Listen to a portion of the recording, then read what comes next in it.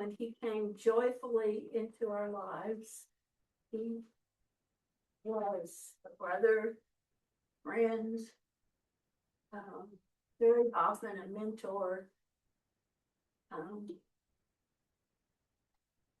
Anytime you meet somebody who knows Tom, they get this special tone in their voice and they say, "Oh, he's so nice." And my kids say, "Well, there's nice, and then there's Tom Creider."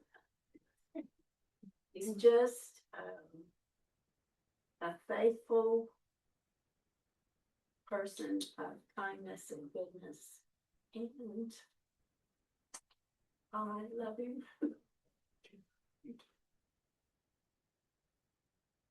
Go for it. Well, I'm the blessed one, first of all, to met and my wife Ann, Jean's sister, and along with that, the blessing of me being family with Richard and Jane. I mean, my faith has been deepened because of your love and example, faithfulness. So I'm the grateful one. And it's great. I appreciate being here with all of you this evening. What year did you join the family? In 1976, September 11th. 76. Yeah. So, and passed from this life to heaven March 14th, 2009. So she's been gone 17 years. Mm-hmm. But anyway, it's a pleasure to be with you. Just to give you an idea of how the families came together, Tom has all the brothers and sisters in the world. Oldest of 9. And they're Catholic. And of course, his sister had grown up Baptist. And so the wedding was in a Baptist church. And I did much of the ceremony, but I was not at the time, that time, I didn't have the credentials to do the actual marriage. And so we had a Catholic priest from Tulsa, where they were, that came in, and he did the official part of it, and I did most of the rest. And it was a blend of faiths that worked remarkably well. Truly. And of course, it's been just so good ever since. So Richard did the ceremony, and Father Dennis Statham from St. Gregory's. I met him. My career was in state parks, and I met Father Dennis on a trail ride in southeast Oklahoma. He was a horseman.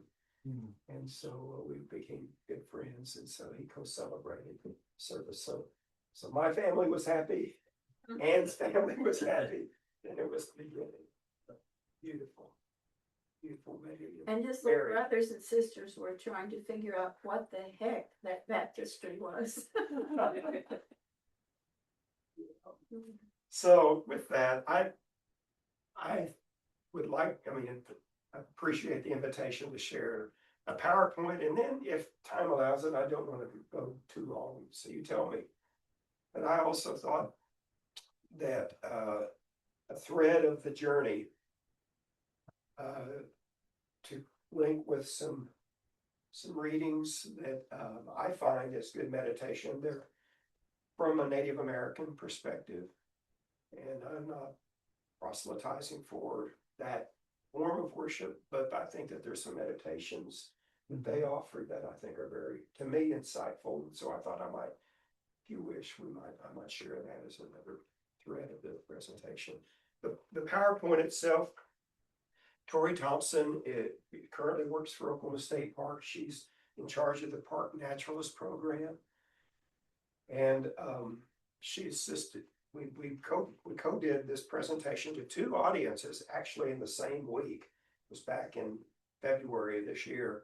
One was to a group of park and recreation professionals, and they were from a 6-state region. It's an annual conference that's been going on for 50 years called the Southwest Park and Recreation Institute. It's a training institute. Most of the attendees are from Texas, and most of them in community park recreation, but there's some state park people from Oklahoma, Arkansas, Louisiana, Missouri, Kansas, Colorado. So it's a group that we try to kind of address all of their locales as part of what we shared. And the topic was sense of place and trying to know that, these pathways that we're walking have been walked by many others before us. And these places, these special places, whether they're urban parks, which in this scene is from Kansas City. I've not been to this particular park, but I hope to someday. And it's at the edge of, I guess it's on the west edge of Kansas City. Penn Valley is the name of the park. And there was a fellow that I had met before the session, and he said, "That's not Oklahoma." And I said, "No," because he recognized it as a Kansas City park. The statue, I thought, kind of introduced the subject of, as a person, a Native American from the 1800s, would be looking at what was once a valley, probably filled with game, buffalo, bison, deer, and elk. And now there's this metropolis of Kansas City there. The statue has its own story. It was sculpted for the 1915 exposition in San Francisco. It was a Pacific, kind of a World's Fair, kind of a regional World's Fair. And the sculpture was titled The Scout. Well, after the exposition was concluded, I guess there were some patrons from Kansas City that said, "Well, we need that statue in Kansas City." So they got it on loan. And it was so important to the community that they had a fundraiser. Boy and Girl Scouts and schools, they raised $15,000, which in 1915 was a lot of money.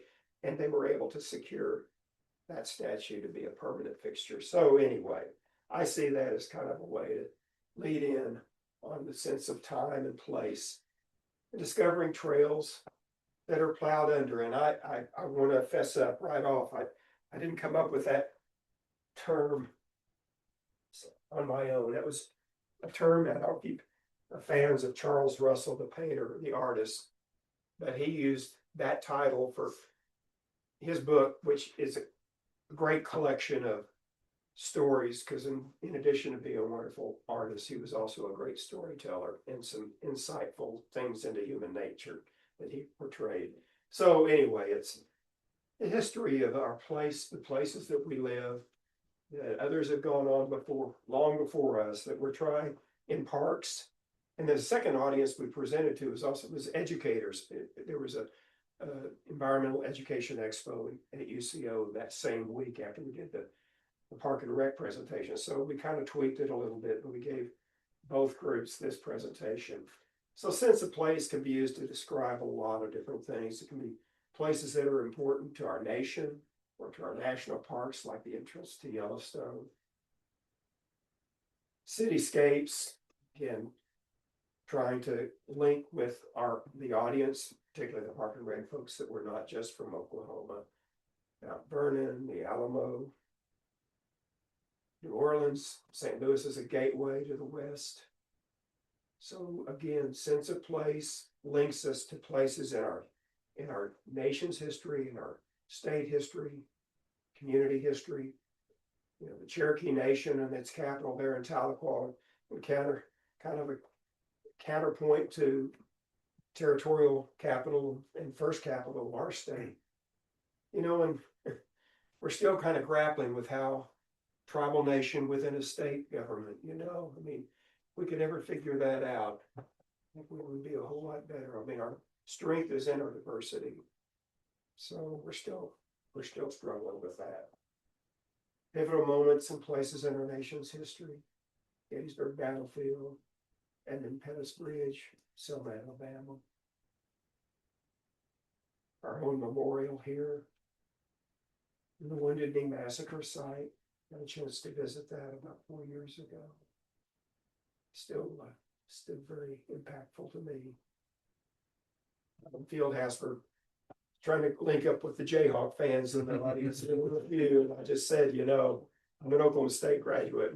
We had a lot of heartbreak in that particular arena. Then Red Rocks Amphitheater outside of Denver, I've not been to a performance there, I've had a chance to visit it, but it was built, was, natural landform has been there for eons, but the actual amphitheater was built by the Civilian Conservation Corps in the 1930s. So again, what are trails plowed under? Well, they are trails like this, probably the end of the Chisholm Trail just south of Dodge City, Kansas.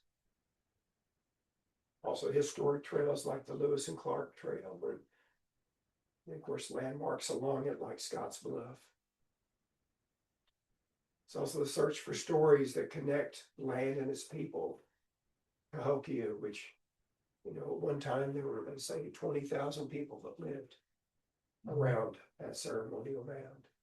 Where is Cahokia? I don't know. Cahokia is just north of St. Louis, just across the Mississippi River. Maybe like 5-6 miles east. It's in Illinois. It's a powerful place. It's a national register place. And it's massive. I mean, that big mound there, I mean, it's like probably, I don't know, a quarter mile or so. It's just You massive. walk to the top of it, and I think the area maybe about the size of a football field. Yeah.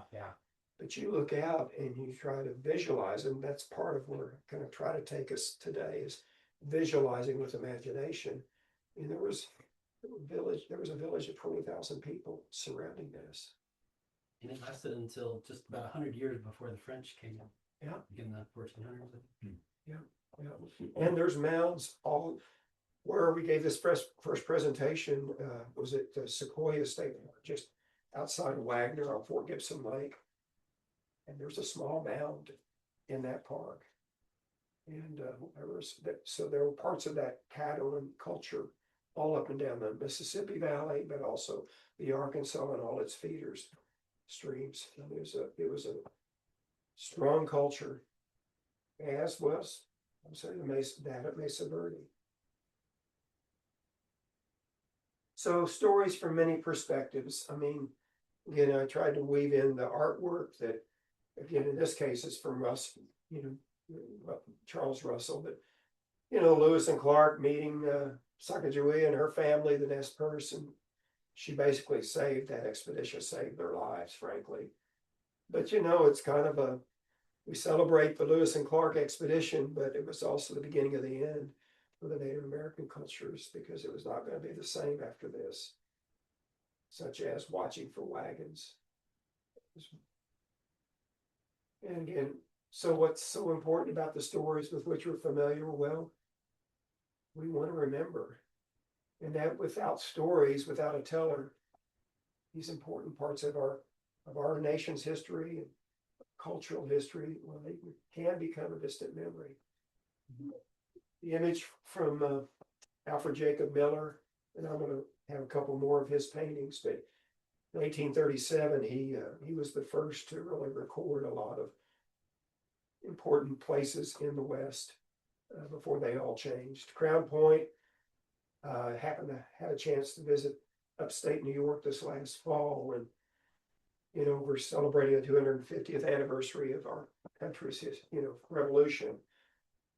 And part of that story was that first winter George Washington had the British penned in at Boston, that he didn't want to have to destroy the city to get rid of them. Well, there was armaments, there were cannon. Fort Crown Point originally it was a French fort. British took it over during the French and Indian War. There was artillery there, as well as at Fort Ticonderoga. Fort Crown Point is on Lake Champlain, Ticonderoga further south between Lake Champlain and Lake George. Anyway, Henry Knox was one of Washington's young generals, and he knew that this artillery was at these two forts. So in the winter of 1876 or 1776, dead of winter, they went up and drug that artillery 300 miles to that overlook of Boston, Dorchester Heights. They crossed the Hudson River several times, and it was a late winter, so the ice kept breaking. In fact, they fetched one of those artillery pieces out of that freezing water of the river because they didn't want to lose any artillery. They got all of it to Boston, and Washington was able to bluff the British out without them having to destroy the city. So again, Crown Point was part of that story. landscapes are dramatically changing as they are in this city or across our state. Suburbs continue to sprawl. We still have so many decisions to make with regard to renewable energy and energy resources, water resources of our state and nation. Some places have an emotional connection. Spanish missions. This is a flint quarry that goes back several thousand years in West Texas. Amazing phenomenon, landscapes that can be interpreted by facts, by how they occur. But also the more important, what we were trying to impart with these park and rec people was that also there's a power of story, the human story that goes with these important sites. Ticonderoga with living history. Also with artwork that brings, black and white still images to life, where you can more easily visualize that it wasn't just a static life. The cowboy's life was full of danger. The picture on the left, I think, was of the folks on the Mormon Trail, because that Wheatland is near Casper, Wyoming, and the date places it probably at about the time when the Mormons were still using that trail to go west. The photo on the right, I was just at a history center function last week, and an E. Dale Award went to a Black author, African American author, who wrote about Edward McCabe, who was, trying after Oklahoma Territory was established and the land run. There were many African Americans who made that land run, including this family, I'm sure. And E. McCabe was with the hope that there could be a Black state established in Oklahoma Territory. So that idea got squelched, but there were many African American settlers that took advantage of the land run. So again, remembering those who risked their lives to provide law and order, whether they're Texas Rangers or military people. But artwork can help bring a historic photo to life. Again, showing the static photo of cowboys posing for a picture that Frederick Remington's art. So that with every lightning storm, there was a stampede. Stories that can be alive through thematic interpretation. Again, park interpreters trying to, use themes as a way of telling the story of a particular park. Of course, the one on the right, that's at Robbers Cay here in Oklahoma. And it's I think that was a pump house. The structure is still standing. The fellow on the left, I got to tell him, this is at Fort Ticonderoga, Kevin. He was in charge of they set off a charge from a cannon, and he was in charge of it, and he's explaining everything. Well, later in the day after the presentation, I came across Kevin in one of the rooms there at the fort, and he was working on shoe. I said, "Are you a cobbler?" Well, the older man that was sitting next to him also working on shoes said, "No, we're not cobblers. We're repairing shoes. We're not cobblers." They were making the clothing, shoes, and then the other garments that they wear there for authenticity. But in the course of the conversation with the older man, he said, "Well, where are you from?" And I said, "Well, I'm from Oklahoma." Well, Kevin, who had been quiet all along, he just perked up and he said, "Do you know about the National Weather Center in Norman?" And I said, "Yes, I had a chance to go there once." And he started, "Have you ever met Gary England?" Well, Gary England had just passed away that year. He didn't realize it. But he said history is his first passion, but his second passion is weather. And he knew all about our tornadoes. May 3rd tornado in '99. He knew all about our radar and Dopplers. So you never know.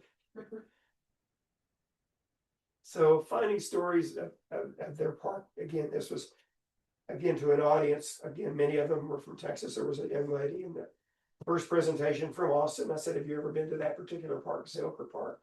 And she said, "Yes." And it's one of the most I guess, one of the oldest parks in Austin. It's an amazing park. So you know. Oh, I know it well. Yeah, I lived there for about 5 years. Okay. It's beloved, to say the least. Well, and you know about the springs that. Oh are yeah, there. Barton Springs Pool. It's like 65 degrees year round, but there's an endangered salamander there, Yep, and you got it. I was there when the court ruling came that they were going to let us swim there again. That was certain protections for the salamander, and Very good. it was a big deal. Yeah, well, I mean, I guess I've been to Austin, but next time I'm there, I'll stop here. So I understand it's at the edge of the Edwards Plateau. Mhm. And because of that, there's artesian natural springs all up and down. Oh yeah. And of course, more than several, I think, in this park. And of course, the connection I was trying to make to the audience was that, it's important now, but it was important culturally for eons because Native American peoples, they knew those springs well, as they do in this state. So water is everything. Similarly with White Rock Lake. All right. Freeman Tilden, for park naturalists, is kind of considered kind of the father of modern day park interpretation because he took a different tact.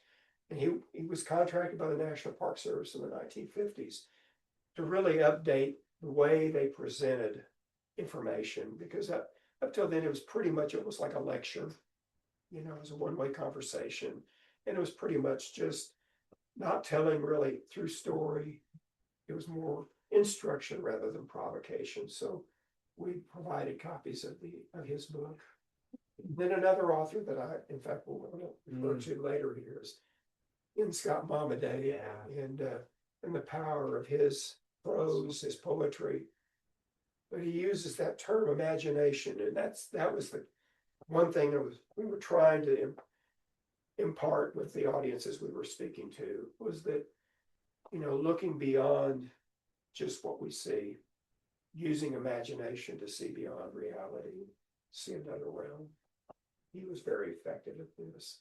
And then another person that was a contemporary of John Muir's in the early 1900s, Enos Mills, was really kind of, all those initial national parks kind of had a patron, I mean, it was either a John Muir fighting to preserve the Yosemite Valley.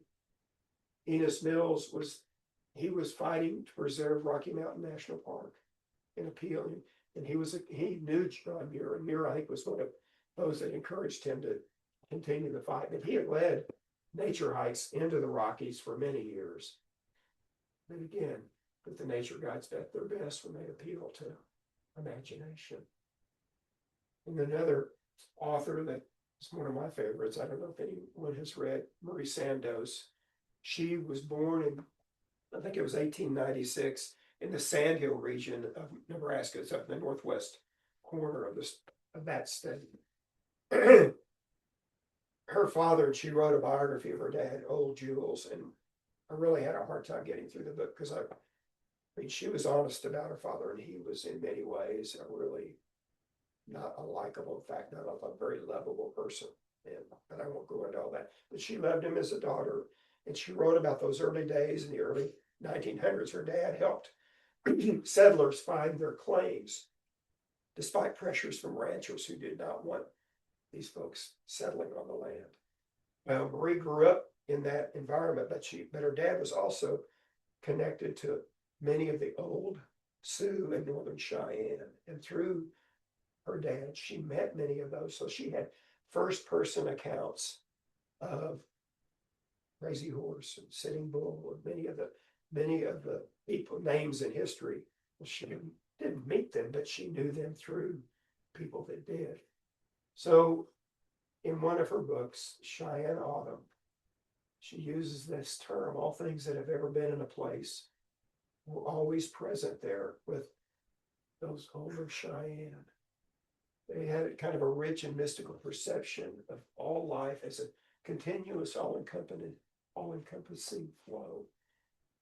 And I experienced this with a lady who worked for our state parks several years ago as a part-time naturalist, and she was of Northern Cheyenne descent. And we had a conference at Park Naturalists where we took we based at Roman Nose outside of Watauga, but we did day trips from there. And one of those trips, and Monoma Little Hawk was her name. One of those trips, we went to the Washita battlefield, and I don't know if any of you have been out there by Cheyenne. And I think the Park Service does a good job of balancing the story, you know, of Custer's surprise attack on Black Kettle's village in 1868, when many people were killed. Well, anyway, Monoma was there, and we did the visitor center, and then we walked the trail down to where the massacre had occurred, down towards the river, the Washita River. And the closer we got, I mean, Monoma became emotional. And you couldn't help it yourself. I mean, there were prayer cloths all along the trail, you know, that are like a votive candle, you know, a prayer cloth. And we got down there, and I mean, I'll never forget it. And I've talked to some other staff that it was with us that day, and they said, you know, you just felt it. And so for Monoma, it was still in the present, even though it occurred 150 years before, 200 years before. This church is tied to the Battle of Washita, goes to Lawrence Hart, a Oh, Cheyenne yes. peace chief, and he's Yes. Mennonite, and he's spoken at this church 3 or Has he 4 times. really? The peace poll, he wasn't able to be here for that, but he was very instrumental. I know one of the sides has it written in Cheyenne. Yeah. We have English, Cheyenne, Spanish, and Arabic on the peace poll, but he spoke here quite a few times, and he often told us the history of the so Battle you of know. Washita. Well, yeah, I've seen him on public television. How special. You know the story better than I. Had a chance, Ann and I made this trip we traveled to the Tetons in Yellowstone in the summer of 2007. Well, knew about the Green River and its role in the Mountain Man era of the 1830s. And so this is a state historic site. There was a sign just out of view of the camera there, but it talked about the rendezvous, and the fur companies decided where they were going to be the next year, and so they were wanting to, you know, capture as many customers, be they fur trappers, be they traders, be they Native Americans, as they could, because it was a big deal. There'd be several thousand people in these valleys wherever they had the rendezvous. So this was the rendezvous site of the Green River, southwest Wyoming. Well, Alfred Jacob Miller was the only artist that ever actually depicted a rendezvous, and he did this in 1837. And the fact it strikes me is that everybody was getting along. I mean, there were multiple tribal groups that they didn't always get along. In fact, many of them were adversaries, but when they came to the rendezvous, they basically put down their weapons and they all engaged in commerce. I should have brought the image. There's a very colorful copy of this that the History Center had for $1. I was there last week, and they still had a basket with a couple of things that were like they were just trying to get rid of out of their bookstore. And I picked one. I picked this particular picture out because I knew what it was. Well, we put it on a poster so folks could find our room at the conference. I said, "Welcome to our gathering." But this is like the Rose Bowl parade, you know, because before the rendezvous formally began, all these tribal groups kind of showed out, you know, showed with their finery, and all that happened in that same valley that Ann and I were looking at, you know. Mm. So with imagination's what I'm saying, trying to picture all that had happened some 200 years ago. Remembered Earth, it's great good, returning to a landscape that has had extraordinary meaning in one's life. Well, you know, Quartz Mountain is where Ann and I met, so that'll always be my most special place. I also had a chance a few falls ago. If you've ever been to the Salt Plains, a lot of people go up there to dig crystals, and that's great. But the best time to go in my book is in the fall, in October and November, because it's a spectacle of waterfowl coming in and out of that refuge. The lake is shallow. I had a chance, I guess it's probably been about 15 years ago, to go up there for a project. And there were, with the refuge manager, he said there's like 80,000 geese, ducks. I think there were like 50 or 60,000 sandhill cranes, and there were actually about 40 whooping cranes that were part of that group. And so a couple of mornings in a row, I got up at dawn and I went to this Eagle Walk Trail, which it's right by the refuge headquarters. There's an observation point there if you ever go up there, and they've got blinds. And anyway, it's a treat. But to me, that's another special place for me.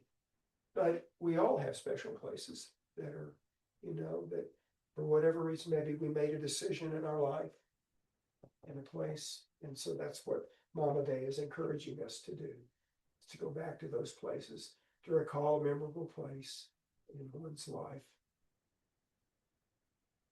Uncovering stories that are held by a park. And again, it could be these city parks, many of them are along a waterway. Well, those waterways were also places where native peoples would encamp. And the stories, they're timeless. I mean, I just think every one of them holds a story, whether it's families now watching their kids out there playing in the water or having boat races at Romano's in the creek, whether it's older people watching youngsters trying to learn how to skate or master a skill, or master, in this case, getting a horse to cross the stream. The human story is the same. So there's long forgotten stories everywhere. From canyons and cliffs and ravines. I've not been to this particular buffalo jump. I think there's one in Nebraska as well. Until the native peoples had the horse, and that wouldn't have been probably until sometime in the 1700s, depending upon the tribe. To bring down big game that was fleet was difficult.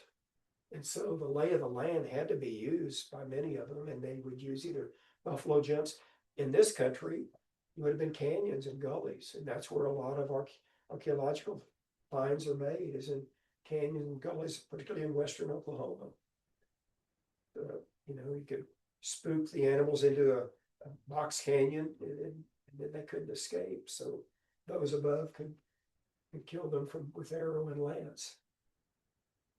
So again, trying to visualize, even though the landscape now is just wind whipped, using imagination. Streams and rivers are links with the past. The shine encampment, the real arena. And encouraging people to be inquisitive and familiarize themselves with the local history and stories.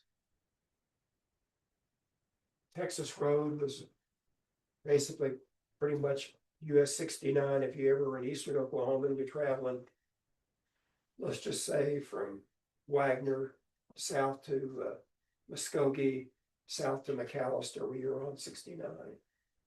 And that was a major point of migration during the 1840s, 1850s, the Texas Road. And of course, Washington Irving's camp, the author of Legend of Sleepy Hollow and Rip Van Winkle. He was a New Yorker, but he traveled here, and he was our first tourist in 1832. Where is that? That particular monument is, I think that's in Bixby. Oh, wow. And I found that just as I'll show you, there's a couple of places I have seen obelisks in his memory. There's one monument or one recollection down here at Lake Thunderbird on Highway 9. You go east of Norman on 9, just and you pass the park entrances into Clear Bay, keep going. There's a Y where one part becomes Peebly, and there's a filling station. Okay. Well, if you take the left, there's a little grove of trees there. I'm not maybe a picnic table. There's a rock monument that was placed there because he encamped in that area as they were heading back to Fort Gibson. But this particular one's in Bixby. And I'll come back to it here in just a second. So I'm encouraging all of us to be storytellers. We all have stories to share. In this case, this particular young fellow's Randy Ledford. He is a master. He's in the Native Plant Society, but he is an ethnobotanist. He knows not just the native plants, but he knows the purposes for which they were used by native peoples. And the Pawnee, he lives in Pawnee, he and his wife. And I mean, they've contracted with him to do a series of booklets on native plants and their uses for the Pawnee, in the Pawnee culture. He's gone to Nebraska, which is their homeland. But here so walking around with Randy, you get a lot more than just this is this and this is that. It's the fuller story. So again, encouraging people to use second person in their dialogue with park guests, rather than just first person or, third person. Trying to place the audience into the action. And that was what I was trying to portray here. The image on the right, it reminds me of this. Again, Monoma Little Hawk, the lady from Roman Nose. One winter, she lined up and we were able to get some grant money to finance this, but we had a spring event. It was in early March, but it was a lot different weather than we're having. It was cold. And we had what they called winter count. And a lot of those Plains tribes, they would use the winter to basically kind of record what had happened during that previous year. A lot of times they would maybe record it pictorially on hide. A lot of it was by oral history, sharing what had happened with the next generation. Well, Monoma set up, we were able to do a reenactment of a winter count in Roman Nose. And the tribe, and she had some other reenactors of the tribe saying they were Anglo, but they were sanctioned by the tribe as being authentic. So we had about 6 teepees in that valley, and it was a cold Friday. I tagged along with a group of, I think there were about 6, I would say 4th grade boys and their teacher. And then in each teepee, there was a presenter. And so I was in this one teepee, and there was a small fire in the middle. It was amazing how much warmth that one small fire put out in a teepee. Maybe not quite as large as that one. But we're all kneeling or sitting cross-legged around this fire. And the interpreter's telling us, kind of what it would have been like to spend the winter in winter encampment. And the part that I'll never forget is that he said, pretty much spending most of the winter in this tent, in this teepee. And so this is your family that you're with. And everybody had to get along. You couldn't be fussing and fighting. There wasn't another room to run to if you had a fuss fight with your brother or sister. If you were really causing trouble, you went outside the teepee into the cold. And so when he shared that, every one of those boys looked at each other because they got it and I got it. So again, he was putting it in second person voice. Being respectful of the story that you're telling. I've had several opportunities to go to Bear Butte. I don't know, has anybody been that way? You were mentioning going north maybe for cooler weather. The last time I did it was with a dear friend about 4 years ago, and we left St. Louis where he lived, he and his wife lived, and we were trying to follow the Missouri River as much as we could. Now, a lot of the Missouri River are a series of lakes now. flood control and water supply lakes. But as we worked our way up and we made a look, well, the prairie, it was early May, it was the first week of May, and the prairie was greening up right before us. I mean, it was so beautiful. Well, as we were looping back, we did Bear Butte. It's northeast of Sturgis, South Dakota, if that helps orient you. It's not, I'm not sure if it's actually part of the Black Hills, it's its own mountain formation, but it's sacred ground to Plains Indians. There's tribes here in Oklahoma that have their flags in the visitor center of this place, and it's co-managed by South Dakota State Parks and these tribes. All this to say, focusing on the human story, caring for loved ones, dealing with change, and then welcoming all voices in our collective remembrances. I think the Park Service is doing a much better job. I've been there, I was there in the 1970s, and it was pretty much a story from pretty much just the cavalry's perspective, but it's not that way now. Of course, there's, again, the memorial at Stand Hill for many of those who died, and Custer's 7th Cavalry are buried there. But there's also a memorial to the Native Americans that died there as well. And each of those tribes have a panel, and including the scouts that were scouting on behalf of the U.S. Cavalry. The Arikara were one of the tribes that were scouting for the cavalry. But they all have their spot to share their story. Now, when we were at Fort Gibson, at Sequoia State Park, again, we have many of the people in that particular audience are from Texas. And so when I posed this question of what these two people had in common, well, we just talked about Washington Irving's tour. Well, Sam Houston lived for 3 years in Three Forks, which was a trading post. With the dam is within sight of Sequoia Lodge. Well, just not even a mile south of that dam was the historic Three Forks, where the Arkansas and the Neosho and the Verdigris rivers all meet. It was a known spot. Thomas Jefferson knew about Three Forks. It was a known because it was such an important trading spot, because from there you could float downriver and hit the Mississippi. And so anyway, Sam Houston lived there for 3 years before he went on to Texas and fulfilled his legacy, I guess. So anyway, after we went outside and I shared this particular part of the story, we came back. And again, this is Washington Irving Park. And this is South Tulsa. If you know Tulsa, Memorial Street, which is probably about the busiest street in South Tulsa.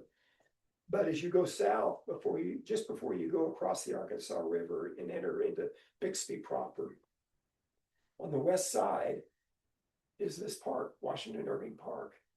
And they're commemorating, he had an encampment, one of those first days that they had left Fort Gibson. Well, he camped there, and they commemorated it with this monument. But then the neatest part was, I was there and I looked about 100 yards into the park, and I see a structure, and I wonder what the heck that is. Well, the city of Bixby, with a bunch of donors, they built a replica of his home in Tarrytown, New York. And they got the statue, and how cool is that to commemorate Oklahoma's first tourist? Now, I grew up at North Tulsa. I don't know if any of you know where Gilchrist Museum is, but just northwest of the downtown. Well, I grew up, my first 8 years of my life was about 2 blocks from this obelisk or monument put up in 1915 in memory of Washington Irving, who encamped not too far from there. So I'd heard his name, I just didn't know who he was. So all that to say, in conclusion, we just try to bring history alive through the power of story as we discover trails that are plowed under. Okay, thank you. Now, I don't know. What time do we need to wrap up here? I don't want to crowd other things you need to We do. shoot for 5 o'clock. So Okay. we're looking. Is for there something else that you have? Just joys and concerns mostly. And let me just be brief. Go ahead, Richard. Well, and we also. Yeah. Usually have a discussion time. Yeah, okay. Well, maybe that would be better for some of these books. I brought it, again, on that thread of the journey, just have a few sources of information that I find is meaningful meditation. So I'll just share this later, or I'll just sit down for now. Oh, anybody that's interested, Yeah. I've got, again, a little bit, you know, with the audience, we did the environmental conference, like I said, later that same week at UCO. And there, I just said, you know, just not even a mile east of the UCO campus was another spot on his trail. And in fact, one of the most popular chapters of his tour of the prairie was the chapter about as they captured wild horses. And that was all just east of Edmond. Wow. And then they came down, basically they came through Midwest City, you know, I'm sure. They basically skirted, you know, kind of I-35 is kind of the break line between Cross Timbers and what was all then in those days prairie. And so they basically just kind of skirted the Cross Timbers, working their way south. And George Shirk, for the Chronicles back in I think 1970s, I think is when he did this. He did kind of a day by day of where they were. So if you have an interest in it, Yeah. you know, the Chronicles and George Shirk's article, and I copied parts of that here. But yeah, they were trying to find buffaloes to hunt. They found a few where Norman is now. And so I think they did shoot a buffalo or two. And then they turned back east, and that's when they camped near Lake Thunderbird. Now, I gotta say one thing, the Osage, they encamped, they were still in eastern Oklahoma. One night they had 3 Osage Braves come into the camp, and they were pretty nervous about it. Well, the Osage were very aggressive. I mean, they viewed basically all of Oklahoma pre-territory days as their hunting grounds. And in fact, and I told the group, because a lot of them had come from Texas up 69 highway, and I said, you know, it's recorded that they had traces or trails that went west towards the Salt Plains, but they also had a trace that went pretty much where 69 highway is. And one historian said that they actually made modifications on stream crossings. They could ride 8 abreast, so they were fierce in protecting what they viewed as their land. Well, there was 3 Osage that met up with that crossed Irving's path. Well, they were after some Pawnees.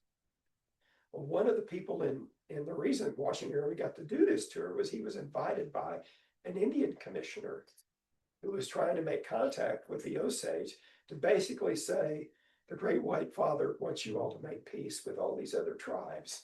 Okay, so that was the reason. I think his name was Ellsworth. And so that's why Irving got to do this tour. Well, Ellsworth gives these 3 Osage the speech about, you know, being peaceful. And as soon as he finishes talking, he walks away. And Irving noticed one of the Osage kind of were talking among themselves after he left. Well, there was an interpreter still within earshot of those Osage.